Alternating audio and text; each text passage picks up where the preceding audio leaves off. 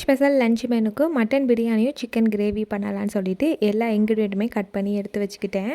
என்னோட ஸ்டைலில் மட்டன் பிரியாணி எப்படி பண்ணுறதுன்னு பார்த்துலாம். ஃபஸ்ட்டு மட்டன் பிரியாணிக்கு தேவையான மசாலா ஃபஸ்ட்டு அரைக்கிறதுக்கு சின்ன வெங்காயம், பூண்டு, அதுக்கப்புறம் இஞ்சி எல்லாத்தையுமே தனியாக கட் பண்ணி எடுத்து வச்சுக்கிட்டேன். இப்போ குக்கரில் வாசனை இல்லாத ரீஃபண்ட் ஆயில் சேர்த்துட்டு அது கூட 1 டேபிள் ஸ்பூன் அளவுக்கு நெய் சேர்த்துட்டு பட்டை, கிராம்பு, ஸ்பைசஸ் எல்லாம் ஆட் பண்ணிட்டு வெங்காயம் சேர்த்துட்டு நல்லா வதக்கிக்கலாம். அது வதங்குற கேப்பில் நம்ம மசாலா அரைச்சிக்கலாம். இதில் இஞ்சி, பூண்டு, சின்ன வெங்காயம் சேர்த்துட்டு அது கூடவே பட்டை, கிராம்பு, ஏலக்காய், அதுக்கப்புறம் கல்பாசி, கொஞ்சமாக டேஸ்ட்டுக்காண்டி முந்திரி பருப்பு சேர்த்து நைஸாக அரைச்சி எடுத்துக்கலாம்.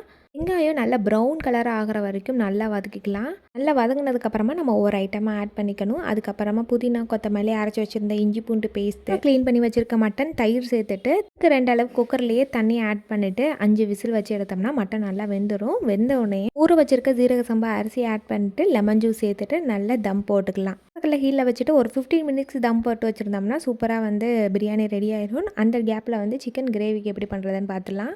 கடாயில் நல்லெண்ணெய் சேர்த்துட்டு ஸ்பைசஸ் ஆட் பண்ணிட்டு வெங்காயம், தக்காளி, பூண்டு பேஸ்ட் சேர்த்து நல்லா வதங்கினதுக்கப்புறமா மஞ்சத்தூள், மிளகாய்த்தூள், மல்லித்தூள், கொஞ்சமாக சிக்கன் மசாலா சேர்த்துட்டு அதோடைய சிக்கனை ஆட் பண்ணிட்டு நல்லா இந்த மாதிரி பரட்டி வச்சுக்கணும். எண்ணெயிலே ஓரளவுக்கு நல்லா மசாலா வெந்ததுக்கப்புறமா கொஞ்சமாக தண்ணி சேர்த்துட்டு மூடி போட்டு சிக்கனை ஒரு 10 நிமிஷம் வேக வச்சு எடுத்துக்கலாம். ஓப்பன் பண்ணி அப்பப்போ லைட்டாக கிளறி விட்டு கிரேவி மாதிரி வந்ததுக்கப்புறமா கருவேப்பிலை, கொத்தமல்லி சேர்த்து நல்லா கிளறி ஆஃப் பண்ணிக்கலாம். சூப்பராக சிக்கன் கிரேவி ரெடி ஆயிடுச்சு.